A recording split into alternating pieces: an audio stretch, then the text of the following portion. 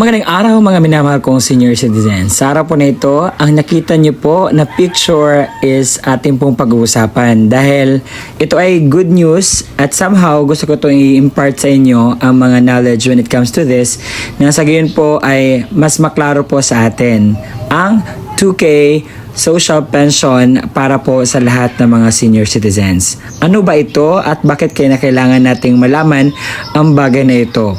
So, para po ito sa ating mga senior citizens na benepisyo, so kailangan po nating makinig at ito ay pamaraan po na matulungan ng ating mga seniors. Kaya naman, gusto ko po itong isalaysay sa inyo ang lahat at inaanyahan ko po kayo na tapusin ang video nito hanggang sa dulo nang sa gayon makuha nyo po ang punto ng video kong ito.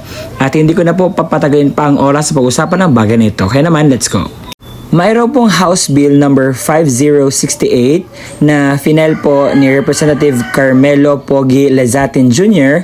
na propose siya ng Universal 2,000 monthly social pension para po sa mga Filipino senior citizens at removing income or health-based restriction.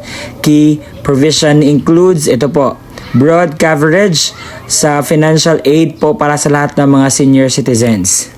At implemented po sa DSWD at NCSC with DILG supporting beneficiaries databases and land bank handling payouts po.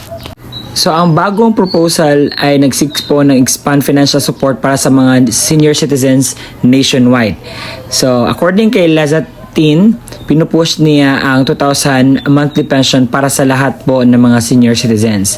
Pampanga Representative Carmelo Pogi Lezatin Jr. filed House Bill number 5068 proposing 2,000 monthly social pension para po sa mga Filipino senior citizens regardless po of income, civil status, health condition, or residency. The measure aims to provide equal assistance to elderly Filipino across the country.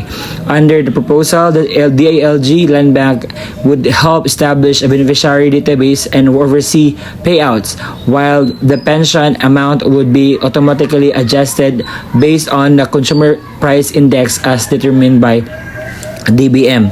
So, ang purpose po nito ay para po matulungan ang ating mga senior citizens na magkaroon po ng ayuda or benepisyo galing sa ating gobyerno.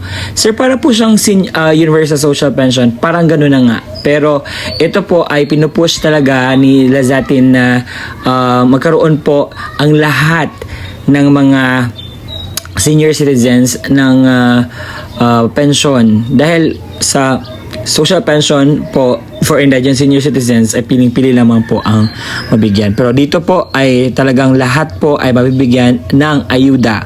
Kagaya po sa nasabi. At nasana po ay mas klaro po sa atin ang balitang ito.